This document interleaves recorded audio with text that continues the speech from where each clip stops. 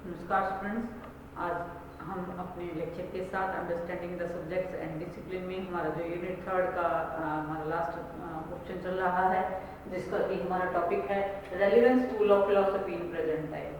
तो उसमें हम जो हमारी फिलोसफीज हैं उनमें से हम मेनली सांख्य दर्शन पढ़ रहे हैं। इससे पहले हम वेदांता पढ़ चुके हैं।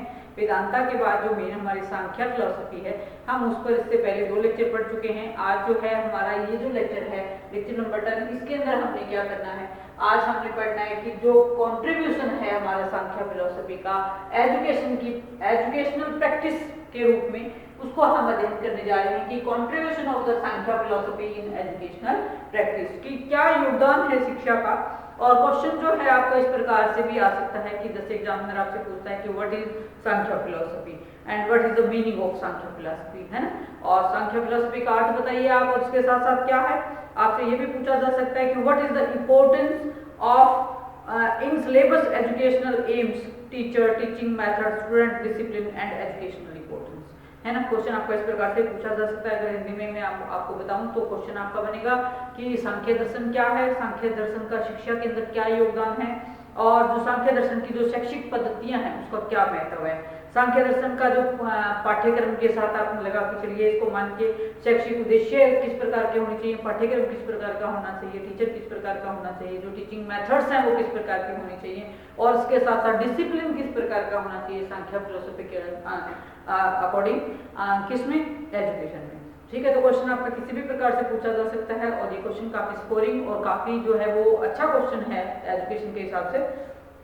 तो हम इस क्वेश्चन में अभी जो है वो चर्चा करने वाले हैं, वो करने वाले हैं contribution of Sankhya philosophy in the educational practice. ठीक है, तो जैसे सबसे पहले हम किसी भी क्वेश्चन की इंट्रो करते हैं, उसका अर्थ बताते हैं। तो जो अर्थ के रूप में क्या है कि जो सांख्य फिलोसफी, सांख्य जो वर्ड है वो उसका अर्थ क्या है, संख्या से है कि कितने तत्व जो है वो सांख्य दर्शन के अंदर जो है वो मेनली एलिमेंट्स कितने हमने लिए हैं।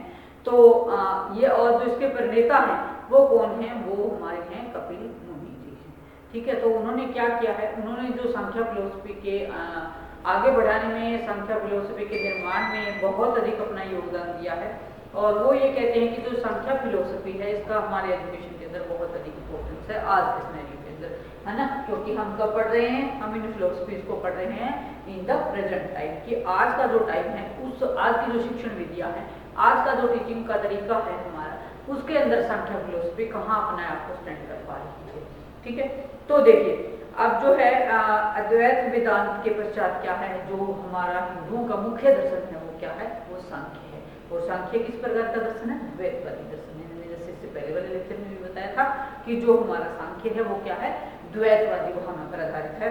और गीता में भी क्या है, सांख्य शब्द का अनेक बार प्रयोग किया गया है। गीता जो हमारे धर्म के अंदर, हिंदू धर्म के अंदर मेनली जो एक बहुत ही पवित्र पुस्तक हम जिसको मानते हैं, उसके अंदर भी जो है वो सांख्य शब्द का प्रयोग किया गया है। सांख्य शब्द की उत्पत्ति के संबंध में भी हम क्या कहते हैं कि इस दर्शन के अंतर्गत तत्वों की संख्या निर्धारित की गई है कि तत्वों की संख्या कितनी है। आप देखिए इसीलिए इसको सांख्य के नाम से पुकारा गया है। कोई इसके अंदर जो है वो 25 एलिमेंट्स मानते हैं, कोई 23 एलिमेंट्स मानते हैं, कोई 26 एलिमेंट्स इसके अंदर मानते हैं कि ये जो संसार है हमारा, ये क्या है, विभिन्न प्रकार के तत्वों से मिलकर के बना हुआ है। ये जो हमारा जीवन चक्र है, ये जो संसार है, ये जो भौतिक सृष्टि हमें नजर आ रही है, इसके अलावा जो आध्यात्मिक सृष्टि है हमारी, जो आध्यात्मिक एक क्षेत्र है हमारे जीवन का, वो भी, ये सब चीजें क्या है, ये विभिन्न तत्वों से मिलकर के बनी है। ठीक है, सांख्य दर्शन के अनुसार क्या है, जो प्रकृति है उसके अंदर 3 मुख्य गुण पाए जाते हैं। कौन कौन से, सत्व, रजस और तमस। ठीक है, सत्व, तमस और रजस, या रजस बोलते हैं। जो सात्विक प्रवृत्ति के लोग होते हैं वो सत्व तत्व के अंदर आते हैं। जो राजसिक प्रवृत्ति के लोग होते हैं वो जो है वो राजस गुण के अंदर, जिनके अंदर पाया जाता है। और जो तामसिक प्रवृत्ति के लोग होते हैं, जिनके अंदर की जो प्रवृत्तियां, बुरी प्रवृत्तियां जिनको हम कहते हैं, वो तामसिक प्रवृत्ति के लोग होते हैं। जो संसार है वो क्या है, वो 3 प्रकार के लोगों से मिलकर के बना है। ठीक है, इसके बाद हम बात करें, इसको रजस भी बोलते हैं, सिर्फ रजस भी बोला जा सकता है। ठीक है, वैसे राजस, तामसिक, सात्विक और जो है वो ये सात्विक, इस प्रकार की प्रवृत्तियां जो है वो बांटी गई हैं इनकी मेनली। ठीक है, तो आगे ये कहता है कि जो प्रकृति है और जो पुरुष है, हमारी जो सृष्टि है किन दो चीजों से मिलकर के बनी है? प्रकृति और पुरुष के मिलन से ही बनी है। जो पुरुष है वो क्या है? वो निष्क्रिय है। जो प्रकृति है वो क्या है? वो जड़ है, लेकिन फिर भी वो निष्क्रिय नहीं है, वो गतिशील है।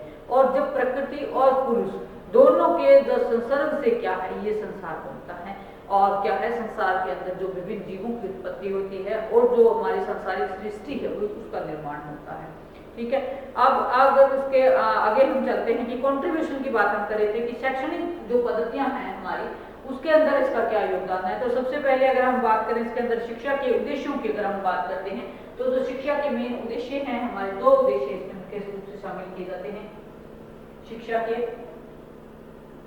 उद्देश्य,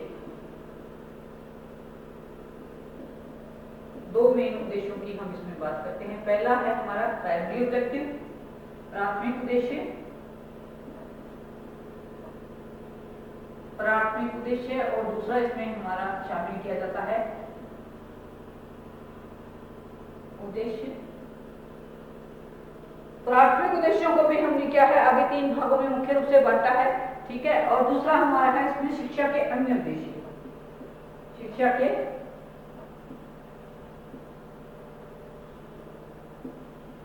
अन्य उद्देश्य।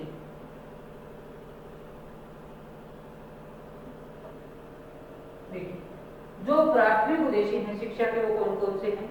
प्राथमिक उद्देश्य शिक्षा का क्या है? मोक्ष की प्राप्ति करना। जो सांख्य दर्शन है वो क्या कहता है कि जो हमारी शिक्षा है इसका जो मेन उद्देश्य है वो क्या है? मोक्ष की प्राप्ति, मोक्ष की प्राप्ति। जो संसार के अंदर क्या है अपने अच्छे कर्म करता है या आध्यात्मिकता के कर्म करता है, मोक्ष को प्राप्त करना चाहता है, जो संसार की विरक्तियों से दूर होना चाहता है, उसको मोक्ष की प्राप्ति होती है। और जो जीवन का सर्वोच्च लक्ष्य है हमारा वो क्या है? जो हमारी शिक्षा का भी प्राथमिक जो उद्देश्य है वो क्या है? सिर्फ मोक्ष की प्राप्ति है। जो सांख्य सूत्र है ये सभी क्या कहते हैं कि उत्कर्षादपि मोक्षस्य सर्वोत्कृष्ट श्रुते, यानी कि उत्कर्षादपि मोक्षस्य सर्वोत्कृष्ट श्रुते की शिक्षा का जो सर्वोत्कृष्ट उद्देश्य है या जो लक्ष्य है वो क्या है? मोक्ष को प्राप्त करना है। मानव जीवन क्या है? मानव जीवन जो है वो हमारा दुखों से भरा हुआ है कि जीवन में हर स्टेप पर, हर इवेंट पर क्या है आपको दुख ही मिलते हैं देखने को, कि जीवन जितना दिखता है आसान उतना एक्चुअली के अंदर होता नहीं है। और जो ये दुख है, इन दुखों को हमने 3 भागों में सांख्य दर्शन बांटता है। वो 3 दर्शन कौन कौन से हैं? 3 मुख्य भाग है। पहला है हमारा आध्यात्मिक दुख, पहला है आध्यात्मिक दुख, आध्यात्मिक दुख, अधिदैविक दुख, आध्यात्मिक दुख पहला। दूसरा अधिदैविक दुख कि जो संसार के अंदर क्या है, आध्यात्मिक क्या है कि मनुष्य को होने वाले जो शारीरिक और मानसिक दुख है, जो शारीरिक दुख जो शरीर से संबंधित दुख है और जो मन से संबंधित दुख है, ठीक है, वो किस में आएंगे? आध्यात्मिक दुख की श्रेणी में आएंगे। और ये कहता है कि शारीरिक दुखों की जो उत्पत्ति होती है वो किससे होती है? वात, पित्त और कफ से होती है। कि जो हमारा जो शरीर है द्रव्यों से मिलकर के वात, पित्त और कफ आदि जो हमारे शरीर के अंदर द्रव्य पाए जाते हैं, इनके कारण जो शरीर के अंदर रोग पैदा होते हैं, उससे शारीरिक कष्ट जो इंसान भोगता है वो किसके अंदर आते हैं? वो आपके आध्यात्मिक दुखों के अंदर आते हैं। और मानसिक दुखों का कारण क्या है? मानसिक दुखों का कारण है हमारा काम और हमारी क्रोध की जो प्रवृत्ति है इंसान की, है ना, कि हम इन कारणों से, काम के कारणों से और क्रोध के कारणों से इंसान जो है वो दुखी रहता है। दूसरा हमारा आता है आदि भौतिक दुख, आदि भौतिक दुख।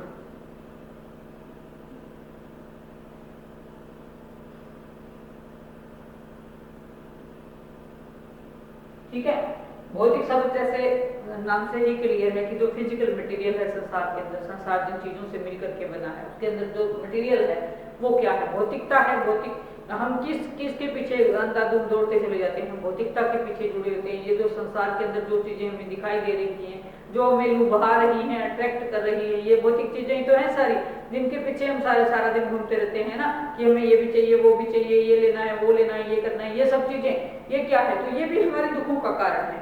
ठीक है, मनुष्य क्या है? जो बाह्य वस्तुएं हैं और जो भौतिक पदार्थ हैं, इनके कारण जो हमें दुख प्राप्त होते हैं, उनको हम क्या कहते हैं? उनको हम आदि भौतिक दुखों के नाम से जानते हैं। थर्ड है हमारा इसमें आदि दैविक दुख, आदि दैविक दुख।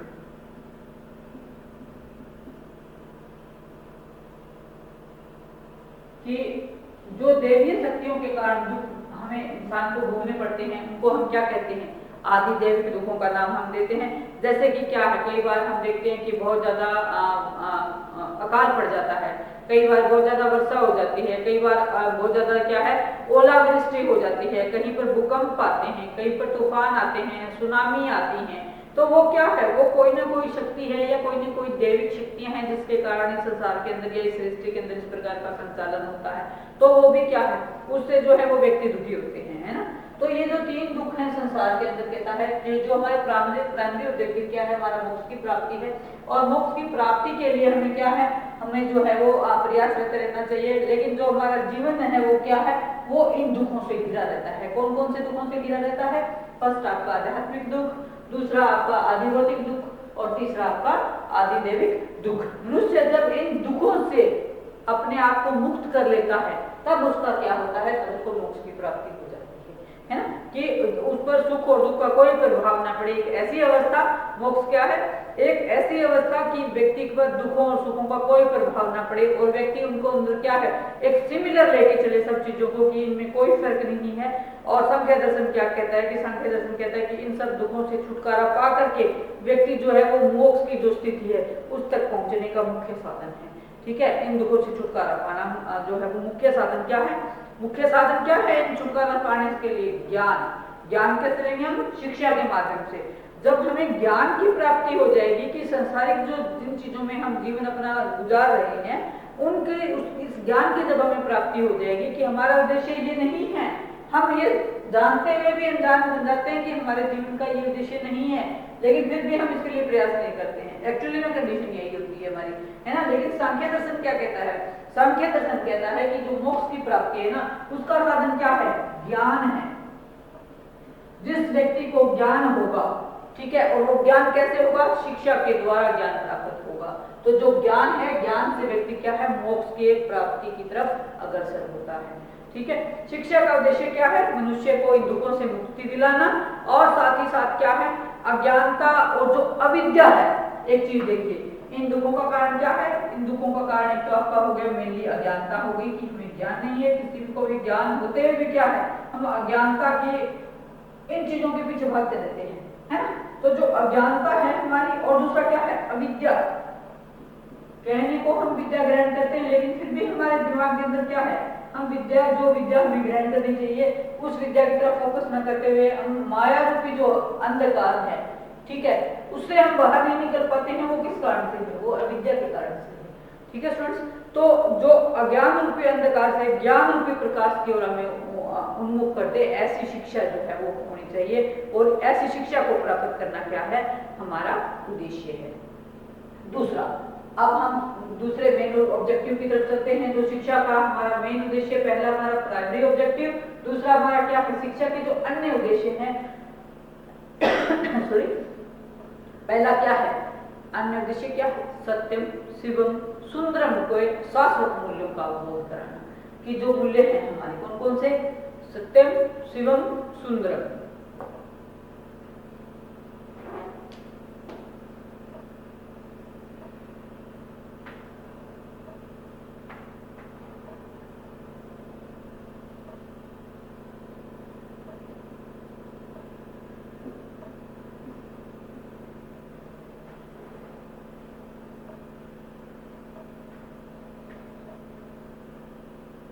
कौन कौन से मूल्य हैं? पहला है हमारा सत्यम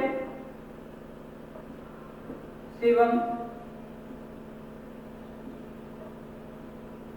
सुंदरम, और क्या है? सुंदर। इन तीनों को जो प्राप्त करना है वो क्या है? वो हमारे शिक्षा के अन्य उद्देश्यों के अंतर्गत शामिल किया जाता है। ये जो मूल्य हैं ये आज के नहीं है, ये शाश्वत मूल्य हैं। शाश्वत मूल्य का अभिप्राय क्या है कि ये बहुत ही पुराने टाइम से जो है वो हमारे साथ जुड़े हुए हैं। और इनको प्राप्त करना क्या है, जो शिक्षा क्या है, शिक्षा को सत्य गुण की प्रबलता में रज और तम गुणों का दमन करने में सहायक होना चाहिए। कि व्यक्ति के अंदर जो रज गुण है जो तम गुण है, तम गुण क्या होते हैं, जो तामसिक प्रवृत्तियां इंसान के अंदर होती है कि बैर विरोध, इस तरह से जो बुराइयां हैं, है ना, मदिरापान, ये सब गुण क्या है, ये विलासता, भोग, ये जो चीजें हैं ये तामसिक गुणों के अंदर आती हैं। तो इन चीजों से निवृत्त होना, और रज की जो प्रवृत्ति, अहंकार की प्रवृत्ति की मैं राजा, इस प्रकार से जो है ना, जो राजसी प्रवृत्ति के लोगों के अंदर पाई जाती है, तो इस प्रकार की जो दूरी हमें बनाए रखनी है, ऐसा हमारी शिक्षा के सेकेंडरी एजुकेशन ऑब्जेक्टिव के अंदर शामिल किया जाता है। नेक्स्ट इसके अंदर आपको आता है कि शारीरिक विकास करना, फिजिकल डेवलपमेंट करना, शारीरिक विकास करना, ये भी किसमें आता है, ये भी शिक्षा के अन्य उद्देश्यों के अंदर आता है। शारीरिक विकास करना किसमें आता है, आपका शिक्षा के अन्य ऑब्जेक्टिव में आता है। थर्डली ये है कि ज्ञानेंद्रियों का विकास करना, ज्ञानेंद्रियां जो हमारी गेटवे ऑफ नॉलेज जिनको हम कहते हैं, ज्ञानेंद्रियों का विकास करना। ज्ञानेंद्रियां क्या है, ज्ञान प्राप्ति का द्वार है ना, ऐसा भी हमने पढ़ा है कि जो ज्ञानेंद्रियों का विकास करना, मैं लिख देती हूँ उसके बाद इसको एक्सप्लेन करती हूँ कि जो ज्ञानेंद्रियां हैं हमारी, चाहे हमारी आंख है, चाहे कान है, चाहे नाक है, चाहे हमारी त्वचा है ना, तो ये जो ज्ञानेंद्रियां हैं ये क्या है, इनके द्वारा जो हम ज्ञान हासिल करते हैं वो ज्ञान क्या होता है, ज्ञान का स्थायी रूप होता है। तो ये ज्ञान प्राप्ति में हमारे सहायक है, इसलिए ये मोक्ष प्राप्ति में भी हमारे लिए सहायक है, जो कि हमारी शिक्षा के अन्य उद्देश्यों के अंतर्गत काउंटर किया जाएगा। ठीक है, आगे हम इसमें बात करते हैं कि जो ये ज्ञानेंद्रियां हैं इसकी सहायता से हम क्या करते हैं, हम सूचनाओं का एकत्रीकरण करते हैं, हम सूचनाएं इकट्ठी करते हैं। सूचनाएं क्या है, सूचनाएं चीजें सोर्स ऑफ नॉलेज, ठीक है, सोर्स ऑफ नॉलेज के अंतर्गत इसका अध्ययन हम करते हैं, सूचनाओं को इकट्ठे हम करते हैं। और इसका समुचित विकास क्या है, इसका जो समुचित विकास है वो आपके मन से और आपकी बुद्धि से होता है। ठीक है, और आपके बुद्धि के विकास में भी सहायक ये होता है। आपके जो मन है या जो बुद्धि है, देखिए वैसे तो बुद्धि क्या है, बुद्धि जन्मजात चीज है, लेकिन फिर भी इसका डेवलपमेंट कुछ हद तक किया जा सकता है। तो जो आपका क्या है, आपकी जो ज्ञानेंद्रियों का विकास जब हम करते हैं तो आपकी जो बुद्धि है उसका भी विकास ऑटोमेटिकली हो जाता है, और ये हमारी शिक्षा का एक ऑब्जेक्टिव माना जाता है। अब ये था 3 पॉइंट, समझ सत्यम स्वयं सुंदरम को प्राप्त करना, फिर हमारा था शारीरिक विकास करना, थर्ड है हमारा ज्ञानेंद्रियों का विकास करना, फोर्थ पॉइंट हम इसमें इंक्लूड करते हैं बौद्धिक विकास करना, बौद्धिक विकास करना। वैसे तो ये इसके अंदर भी मैंने ऐड कर दिया था, अलग से इसको समझाने की आपको आवश्यकता है नहीं। बौद्धिक विकास करना यानी कि बुद्धि का विकास करना है ना, बौद्धिक विकास करना, ये भी किसका है, आपका शिक्षा के अन्य ऑब्जेक्टिव के अंदर आएगा। और उसके अलावा क्या है, भावात्मक विकास करना, बौद्धिक विकास के साथ साथ ही अब क्या है, भावात्मक विकास करना, क्योंकि मनुष्य क्या है, एक भावशील प्राणी है ना, भावात्मक विकास करना।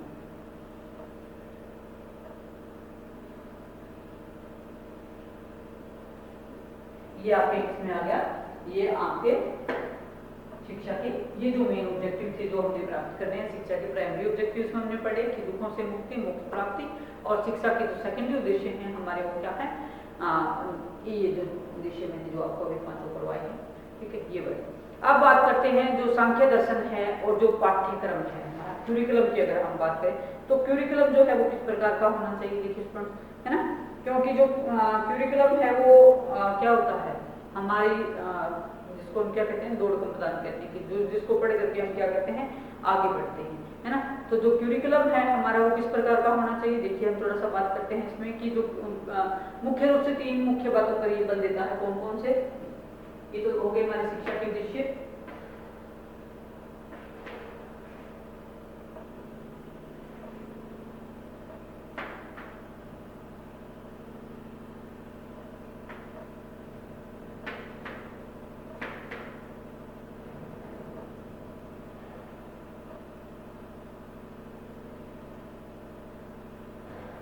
पाठ्यक्रम या क्यूरिकुलम,